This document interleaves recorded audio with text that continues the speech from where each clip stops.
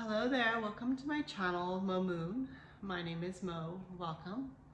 Welcome to another episode in my series, Qliphoth Journeys, in which I share my journey of going through the Qliphoth with you. And not only that, but documenting it for myself and for people who may watch it after I've passed away, passed on. I just want to add to the gnosis of the Tree of Qliphoth. So as I am going through it, I am recording at each phase. So right now I will be talking about Gha'agsheblah, also known as Gha'agsheblah. I'm using this book, Tree of Qliphoth by the Temple of Ascending Flame. Mine's a little beat up because I carry it from home to work and back. Oftentimes I will return to the book just to kind of get an idea of whereabouts I am. Even though I'm aware of where I am, I kind of want to know like what's going on, what is supposed to be going on right now, because I find that the gnosis of the Qliphoth is so hard to put into words. But I do my best. And I think so far I have been pretty successful at kind of describing what I've been experiencing and what other people might experience. So as I said, I'm in Gha'agsheblah, also known as Gha'agsheblah, pardon me. And this Qliphoth is ruled by Astaroth.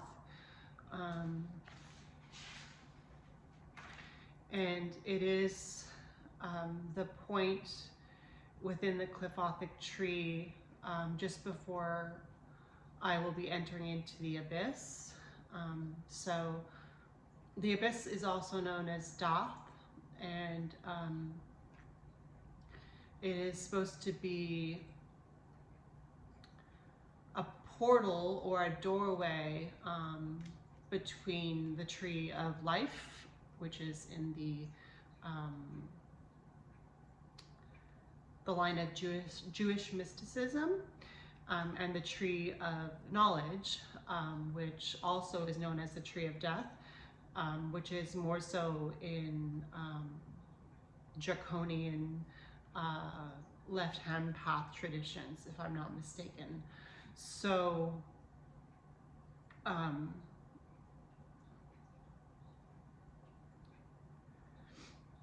going to be going into Doth shortly.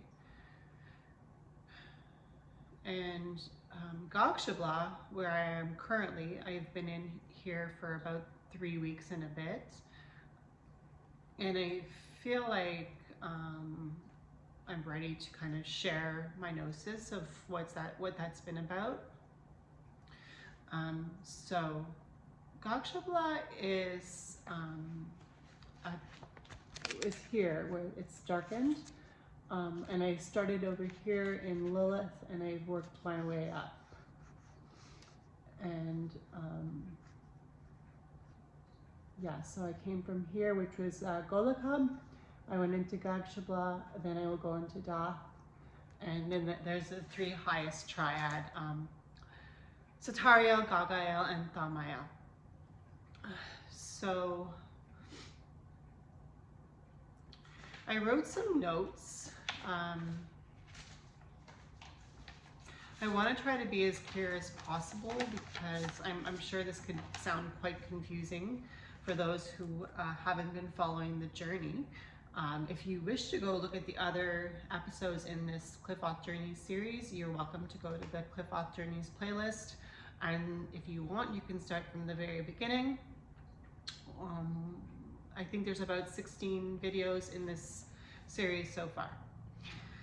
So you might be able to understand a little bit better if you start from the very beginning, but you're welcome to watch this video to kind of get an idea of maybe what you'd be getting into if you decided to start this series for yourself to watch it. So I wrote some notes, and I've underlined a few passages within the book. Within this book, like I said, Tree of Qliphoth by the Temple of the Ascending Flame. So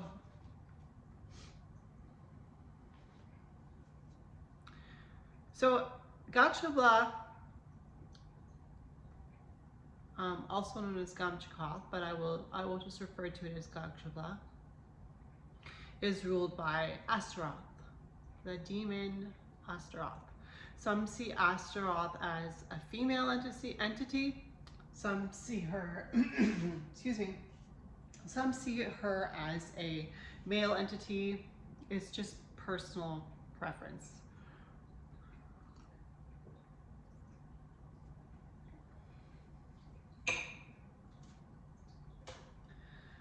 But I see her as both. So Gha'agsheblah is supposed to prepare the Qliphothic initiator, who is myself in this case, to enter into Dath. And Dath is also known as the abyss. And Dath is the abyss. I mean, if I was going to describe Dath, I mean, I guess the abyss would be the best way to describe it. If one thinks about an abyss, one thinks about, in my opinion, when I think about the word abyss, I think about darkness that has no light in it. I think about kind of like, maybe like a womb, a dark womb, where one is meant to be reborn to enter the highest triad, which are Setariel, Ga'agsheblah, and Thamael. This is the tree of Qliphoth I wrote down. So the highest triad, and this is supposed to be before one enters the highest triad, one has to cross the abyss in order to successfully make it to Setariel, ready to meet with Lucifer eventually in the next little bit. Thamael, which is the top of the tree of Qliphoth, is where I believe, and I think other people think this too, that is where Lucifer's throne is located. So in order to finally meet Lucifer at his throne, one has to travel through the abyss, and then Setariel, Ga'agsheblah, and then up to Thamael, which is the end of the journey. But I myself am not going to end my journey there. I decided that I'd like to make my way back to where I came from through the tree. Not in the same way I came up the tree. I am going to shorten the journey on the way down, but it's because I want to experience the certain tunnels that I haven't been through yet. So the tunnels are also associated with major arcana tarot card energy. And the tunnels are also ruled by gods and goddesses and entities within those tunnels. And so not only do we call upon the entities that rule those tunnels, or an entity that rules that tunnel, but we also experience the energy of the major arcana one at a time. So because I'm going up the tree in a specific order, I'm following the numbers. So I don't know if you can see this. I started with Lilith, which was number 10. Then I went to Gamaliel, which was number 9. Then I went to Arabzarok, which was number 8. 8. And then it's hard to see with this thing. Okay, so I started at number 10, which was Lilith. I went to number 9, which is Gamaliel. I went to number 8, which was Satariel. I went to number 7, which was Arab Zarak. I went to number 6, which was Thagirion. I went to number 5, which was Golakab. I went to number 4, which is Gha'agsheblah. And then I go through Dath, which is kind of like a pseudo Qliphoth. It's not really a Qliphoth. It's more like a doorway. It's a doorway between the tree of life and the tree of knowledge, also known as the tree of death. The tree of knowledge is can be interchangeable with the tree of death, because in Christian mysticism, or I'm not going to talk for Jewish mysticism because I don't know much about Jewish mysticism, but I do know a lot about Christianity because I grew up in a Christian home. So I was taught to read the Bible, and I read it 6 times from front to back. So I'm familiar with the Bible and the stories within the Bible. So the tree of knowledge was in the Garden of Eden. And God said to Adam and Eve, don't eat from this tree of knowledge, and if you do, you will surely die. So that's why it's called the tree of knowledge, but it's also called the tree of death, because apparently Adam and Eve ate from it and they became mortal. So from Dath, in the tree of Qliphoth, I will go then to number 3, which is Satariel, number 2, which is Gagael, and number 1, which is Thamael.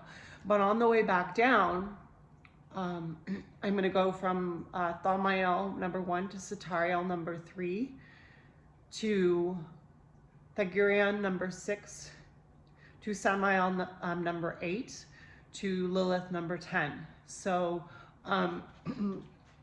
as you see, I'm not going up from 1 to 10. I'm going up from 1 to 10. Sorry, I am going up from 1 to 10, but I'm going down in an opposite direction, but not in a specific order, except the order that I decided I'm going to go through it in, like I just told you. Sorry, it's confusing. I'm trying to make it understandable. Excuse me.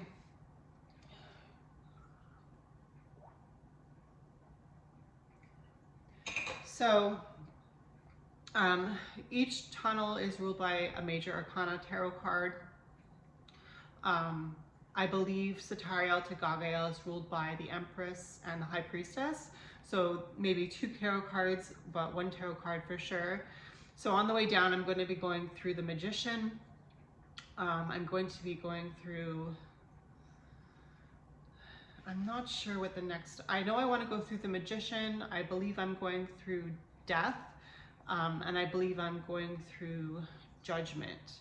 And I think the 4th one that I want to go through is the Lovers. But I definitely want to experience the tunnel of the Magician and the Devil, because I haven't experienced those yet. And once I make my way back down to the bottom of the tree, which is number 10, where I started, I'm going to spend a month, approximately a month in that bottom Qliphoth, Lilith, and then I will do a ritual to actually exit the gates of the night side, which if you go back in my playlist, you'll see that that's one of the first videos. I think it might even be the first video. It makes sense if it was, where I actually enter through the gates of the night side before I enter into the Qliphoth of Lilith. So that's why I'm going to Lilith. I'm going to wait there for approximately a month, and then I will do a ritual to actually exit the gates of the night side and leave the tree of Qliphoth completely, with the gnosis of the tree of Qliphoth as a whole. And I think also why this is a good idea for me is because oftentimes it's hard to see the full picture if you aren't stepping away from it and kind of viewing it as an outsider. A lot of people do this Qliphothic journey to get to Thamael, which is at the top of the tree, number 1, the tree of Qliphoth. And once they make it to Thamael, I'm not sure if I've read this in this book, but you become a living God. I think that for me, seeing as how the tree of Qliphoth is Lucifer's trajectory back to his throne from his fall, from his fall from his godhood, and back to his godhood in Thaumael and back to his throne. I believe that he has always been a god. Lucifer has always been a god. He never wasn't a god. And since I am made in Lucifer's image, because I am a child of Lucifer, I am a god already. And I have always been a god. And the only reason why I want to get back to Thaumael is because I want to get back to Lucifer's throne, which I have never in the spiritual realm been to. And I will know that I'm there because I will finally reach Thaumael, and I will know that that is where Lucifer is waiting for me. Now, spirituality can be quite confusing at times. When I say Lucifer is waiting for me, I don't mean that I can't talk to him now. He is my god of gods. Lucifer is my god of gods. I am a Luciferian satanic witch. So Lucifer is always with me, but to make the effort to go through the Qliphoth, to get back to Thaumael, to see Lucifer on his throne, and to say, Lucifer, I've come through this journey of the Qliphoth to meet you here myself. I'm not asking you to come meet me where I am. I'm telling you I'm going to meet you where you are. And so yeah, so now I'm at Gha'agsheblah. And Gha'agsheblah is to prepare me to enter into the abyss.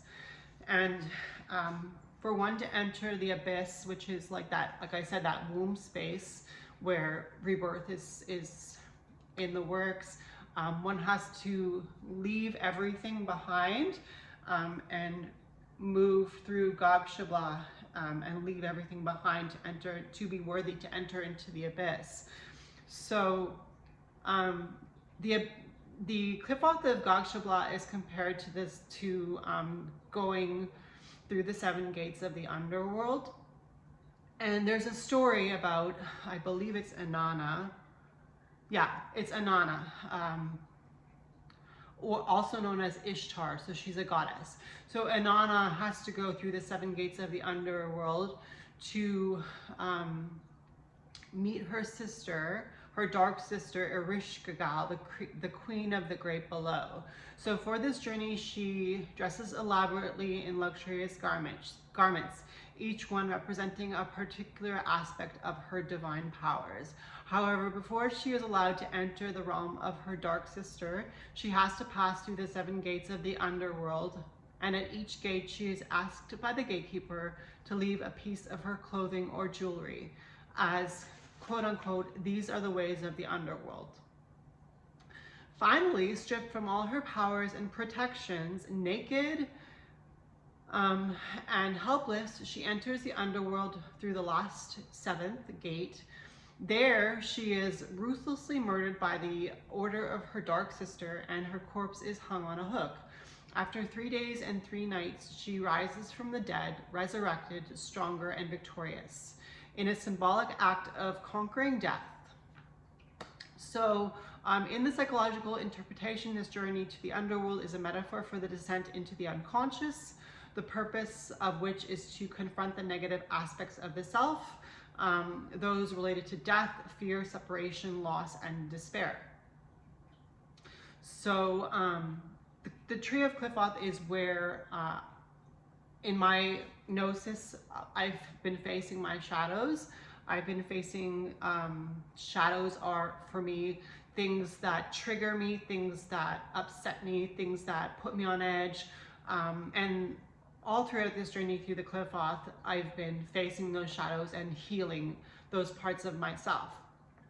And it makes sense that you would want to do that before you enter Lucifer's throne room, because you want to enter there as your genuine self to meet the King of Kings.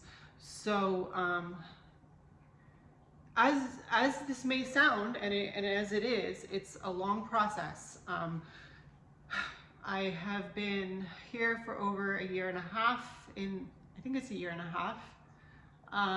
Anyways, by the end of this journey, it will have taken me 2 years to finish my initiation through the Qliphoth. So I'm not trying to tell you that that's how long it should take you. Everybody's different. I mean, how can I say what's right for me is right for you? Likewise, how can you say what's right for you is right for me, right? So that makes sense. So I'm in Gha'agsheblah. I feel ready to move into the abyss when I have the opportunity. And so this book, Tree of Qliphoth, compares the 7 gates of the underworld to the 7 Qliphoths before death. So I am at the 7th Qliphoth from the beginning of the tree of Qliphoth. And so this last gate that I've gone through has been where I leave behind the energy that has to do with my root chakra. And the reason why I say this is because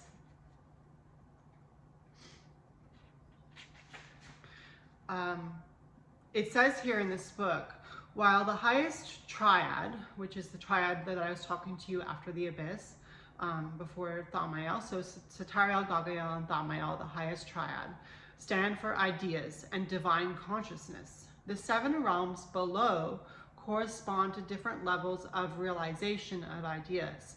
The Qliphoth successfully undo creation, making it possible for the initiate to create the world anew on the empty canvas of the void. The purpose of the 7 lower Qliphoth is to prepare the initiate for this step, to have a blank canvas, right? Like I was talking about the womb, exiting the womb to get into the highest triad. So the purpose of the 7 lower Qliphoth is to prepare the initiate for this step, and the ordeal of Gha'agsheblah is the completion of the process. So Gha'agsheblah is the completion of the process of removing anything that is hindering the initiate, in this case me, who is going through the Qliphoth in order to reach the highest triad and to make it to Thamael. So if we look at the 7 Qliphoth below the abyss, and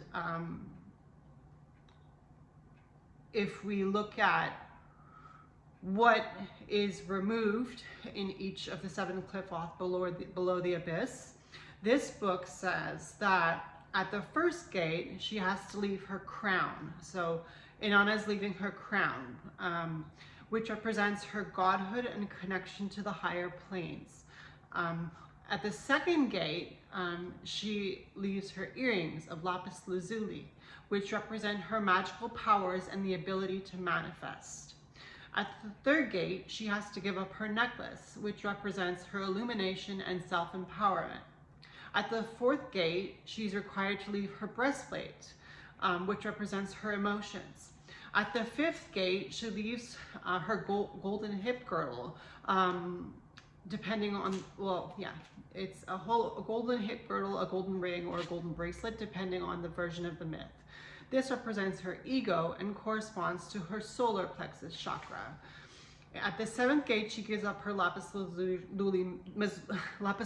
measuring rod and line that represents her will. This corresponds to the navel chakra. So I haven't been telling you, but each of the 7 gates correspond to something that has to be left behind, but also to a chakra, one of the 7 main chakras.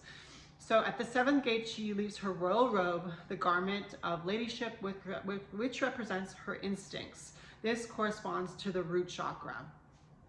So I'm at the 7th gate, Gha'agsheblah, and I have left behind the garment of ladyship, which represents my instincts. And this also corresponds to my root chakra, and typifies the instinct instinct of self-preservation and fundamental urge to survive. It is the seat of physical vitality and the ability to maintain and transcend personal boundaries. Disconnection from this fundamental source of being leaves the initiate ungrounded and fearful, restless, and unable to interact with the physical world and find one's place in it. Excuse me. So I'm ready to enter into the abyss. I've left behind my royal robe of ladyship and the energy that corresponds to my root chakra.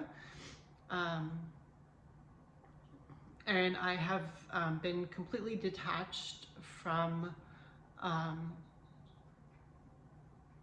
my own energy source since I have been detached from the 7 main chakras, which represent all the chakras in the body in their 7 condensed energy. They represent the entirety of the chakras within the body. And so since we are asked in this Qliphoth of Gha'agsheblah to release any attachments to any of our own personal energy systems,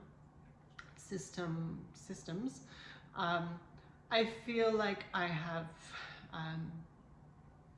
been purified. I feel like I have been precious gold that has been purified in the fire and is ready to be used for something beautiful. So yeah, there's a lot more to say.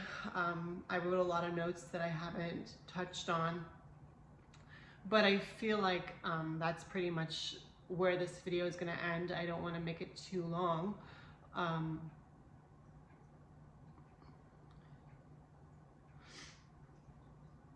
I feel like even though I've written a lot of notes that I haven't kind of gone over, I have covered pretty much everything that I wanted to say. But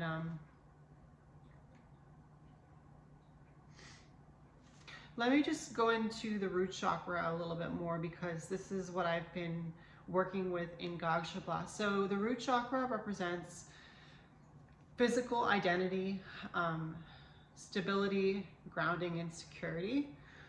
And as you know, I'm on a journey of mental health, as well as other types of journeys like spiritual and physical, and emotional and intellectual. I mean, you know, psychological.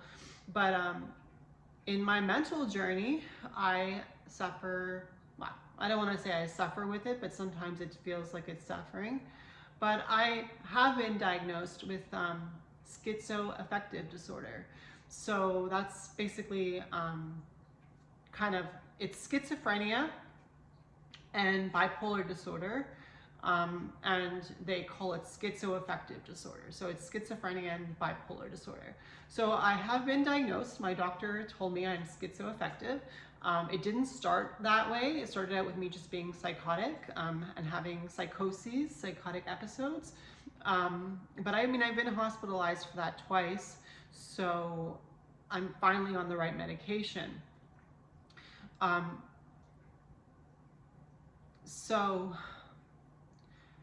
I'm going through a journey of being a psychoaffective disorder individual. And just like anybody who takes medication, I sometimes believe that I don't want to be on medication. But I've finally come to a point in my journey where I admit that I am schizophrenic, and that I am happy that I have medication. Now, do I believe that it's just called schizophrenia and that's all it's called? No, I think that I have a lot of clear senses, and I think that just like one of the people that I used to follow on Instagram, I had a conversation with her, and she said, for her, when she thinks of schizophrenia, she thinks that some people just can't turn themselves off. So I believe that I have the clear abilities, and I can't turn them off. I don't have the ability to turn them off. So medication does that for me, and I'm happy to take it. But of course, there have been times in my past where I haven't wanted to be on medication at all, and so I've stopped taking it. But I haven't stopped taking my medication, and I haven't done that in over a year now.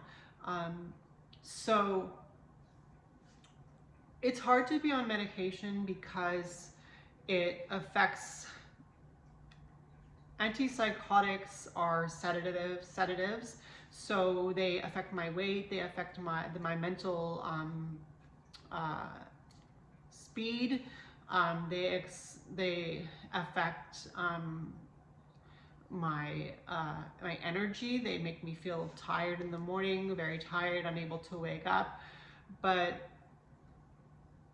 I had this experience in the psychic realm where I realized that medication is also partly like a protection. It's like shoes for my feet. So it protects me. So I'm grateful that I have medication, because I feel like as a witch, as somebody who has put protections in order for myself and those that I care for, I'm happy to have this extra layer of protection, which is my medication. And the psychic realm that I've been in, where I've been dealing with my medication and struggling with not wanting to take it and still taking it anyways, or not wanting to taking it and not taking it for a night. It's been a struggle where I finally left my root chakra energy behind, and I've said, I'm not going to let this medication control me to be upset about it, and I'm not going to let this medication control me to be happy about it. I'm just going to find a balanced energy to be in and just say, it is what it is. And I think because I've said it is what it is, I've kind of released the last part of that energy, which has been the root chakra, where it's like, I'm releasing this physical burden, I'm releasing this identity that I have under this medication, I'm releasing the doubts that I have about my stability on the medication or off the medication, and mostly on the medication, because off the medication I know that I have a hard time staying stable, but on the medication I know that I am stable. But I release anything that has to do with that, and I release anything that makes me feel like I need to be grounded. I just feel released. I just feel disconnected, and I think that's exactly where I need to be, to ask left Kuriaks to help me to cross the threshold into the abyss, and to request that I may enter the abyss, because the abyss is ruled by